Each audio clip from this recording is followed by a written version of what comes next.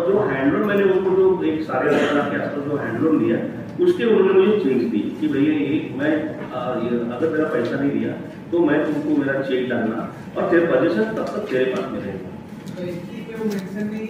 नहीं, तो वो उसके अंदर में उन्होंने वैसा किया था और उसके बाद में आई बिल्डर बोलता मैंने नहीं किया और भरत मल्होत्रा जो है वो बोलते कि मैंने नहीं किया, जबकि भरत के मेरे पास में व्हाट्सएप मैसेजेस है कि हमको पोजीशन नोटिस जल्दी जो लीगल नोटिस है जल्दी। ये काम तो पुलिस ही कर सकती है, वहाँ से अगर कुछ चोरी हुआ है आजू बाजू के भी सीसीटीवी निकाला तो पुलिस। बट पुलिस कोऑपरेट नहीं कर रही है ना सर। आज 24 तारीख की मेरी कंप्लेंट है, 24 तारीख की कंप्लेंट में एक तक्रार देने के लिए मुझे 3.5-4 घंटा बिठाया उन्होंने। सीबीकडे याची तक्रार केली का मग? जी, पोलीस स्टेशन तुमची तक्रार नाही केली पण सीबीकडे नाही, सीबीकडे आम्ही सध्या कंप्लेंट नाही केलेली आहे, कारण ॲक्सिडेंट नाही केली, कारण आम्हाला मग जे तिथे सेकंड डे आम्हाला मग ते अहिरकर वरिष्ठ पोलीस निरीक्षक आहे ते तिथे आम्हाला भेटले।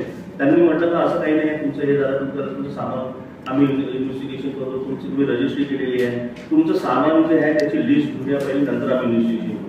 सर माझ्या ऑफिसमधनं प्रत्येक गोष्ट चोरीली गेली, मी परचेस सेल पण कुठून आणणार आहे, त्यांना कुठून आणून देणार आहे की मी त्यांना हे प्रोव्हाइड करून टाकले इन्व्हेस्टिगेशन करेन। मग नंतर त्यांनी इन्व्हेस्टिगेशन केले, इन्व्हेस्टिगेशन केल्यानंतर मग आम्हाला पोलीस स्टेशनमध्ये बोलावलं, बिल्डरला पोलीस स्टेशनला बोलावलं, मला पोलीस स्टेशनला बोलावलं आणि जो भरत मारोडे होता त्याला पण पोलीस स्टेशनला बोलावलं। मग भरत मारोडेने हातवरती केले का मग हे काम मी नाही केलं आहे आणि बिल्डर म्हणतोय की भरत मारोडेने मला सांगितलं का हे वॅकेंट पोझिशन आहे आणि ही मी तुम्हाला रजिस्ट्री दिलेली आहे आणि तुम्ही हे सामान उचलून घ्या आणि हे तुम्ही डिस्ट्रॉय करा वॉटर। मला अजूनही माहिती नाही त्यात आम्ही सामान पुढे केलेलं आहे आणि तो फ्रान्सला पळून गेला 15 दिवसात आणि हे सर्व प्रकार करेल तर मग मी फ्रान्सला होतो, मी इंडियामध्ये नव्हतो। बिल्डरने लिखित बयान दिलाय का सर? हां, बिल्डर लिखित पोलीस यांनी मला सामानासकट दिलं, सामानाची विल्हेवाट लावली। हां बिलकुल।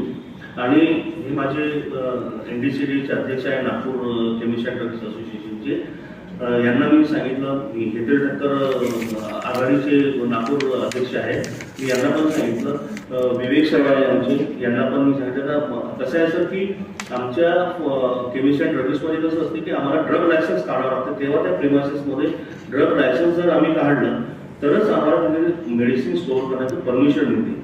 यांना तो नियम माहित नव्हता, ज्यांनी ते सामान चोरलं, यांनी आमचं सामान या प्लेसमधून चोरून कुठे गायब केलेलं आहे, कुठे चोरून नेऊन ठेवलेलं आहे, तिथे ड्रग लायसन्स नक्कीच नाही।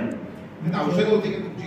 जी, हे करीब जवळपास 2 ते 2.5 करोडचा माल होता।